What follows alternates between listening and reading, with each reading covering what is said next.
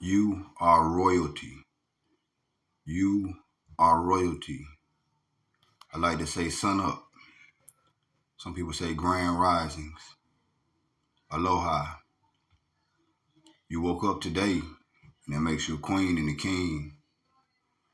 All throughout the Bible, it reminds us. It'll tell you about the gold that was in the land of Ethiopia and the onyx stones that was in Havilah and all through the rivers.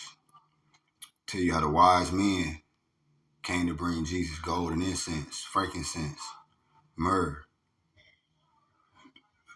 The country that you come from and the country that you're in now is filled with riches. Everywhere that there's a lawn, that there are trees, that there are flowers, that there's water, these are truly the riches. And these are the things that you want to buy with your money. Even if you build a house, somewhere in there are probably trees that were taken to build that house. It was probably clay that was taken to fashion those bricks. All these things come from the earth. Your water bill. You see, even power, you wake up and you dream. You wake up and you create power every day. We are very energetic creatures. You can call it static electricity, or you can just say that we are high vibrational. Yes, your vibration. There was a lecture given on the bumblebees and what happened to the bumblebees. And it spoke on how hummingbirds and bumblebees' bodies are so small. Well, actually, their bodies are very more proportionate to their wings.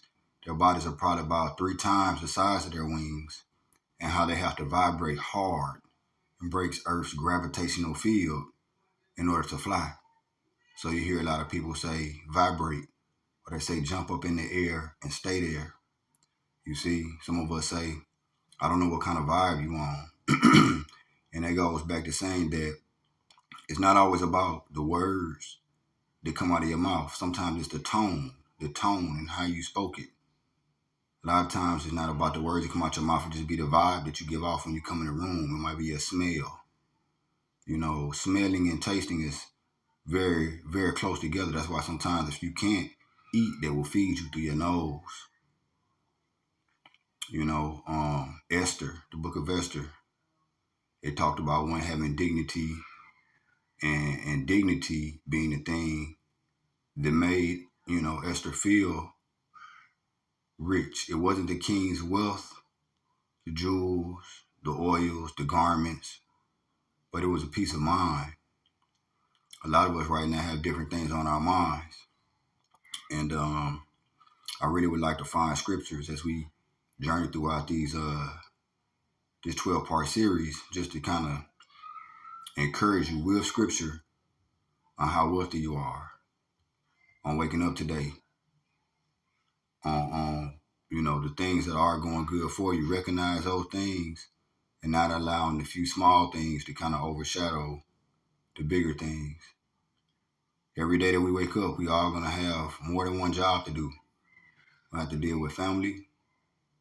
We're gonna have to look in the mirror and deal with self. We may have to deal with work or lack of work. And we have to deal with, of course, feeding ourselves and those around us who depend on us.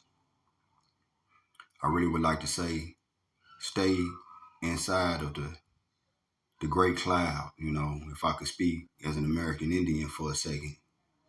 You see, stay inside of the eagle's wings, as it says in Exodus 19th chapter. I want to say Exodus 19:4. You see, it even talks about this in the book of Revelations. You want to compare yourselves to the great things, the things that have been here forever, the pine trees, Staying consistent in your work, staying consistent in your thoughts and your belief in self. The pine trees don't wither in the wintertime. You have to stay covered as well, A lot of us will take off our royalty to achieve financial success. A lot of us will do things for finance that goes against our natural, our natural rules and order. Okay? I don't want to starve myself. I don't want to stuff my face. I remember when I was a young kid and they had pie eating contests. If it was going to pay me, I'm like, I eat all that pie, I eat all them hot dogs or whatever. But now I'm at a point in my life where instead of wanting a quick $5,000 or $10,000, even $80,000, I just want to retire. I want a steady income, a passive income. One of these series I was kind of touching on finances. And I think it's very important that all of us learn how to have money generating itself, especially since we're in the computer age. A lot of us may lose our jobs to robots. We may lose our job to a computer system. So that's why it's very important to have more than one stream of income if, in fact, you do plan on, functioning in everyday society and where we headed with this computer age. I really want to meditate for a second and describe another scripture to you. One, Joseph. Joseph had his freedom. He had his ability to dream.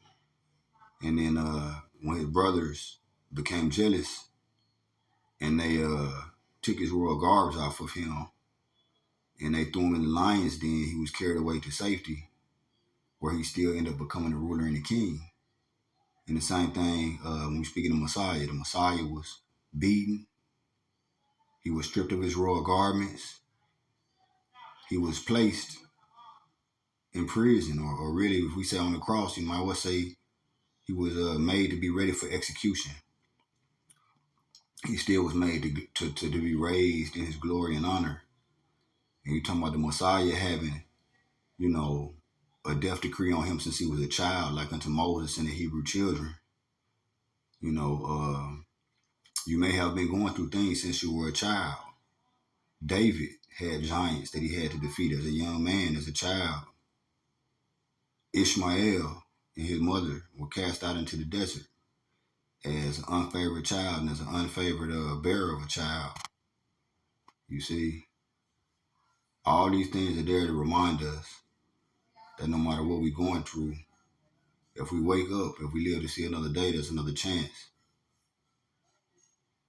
Moses himself was a king, and he had to step out of his kingship to receive peace. Moses didn't like the way that he saw his fellow Israelites being treated. Moses actually had slayed a man and had to flee for his life. He slayed a man to save a man.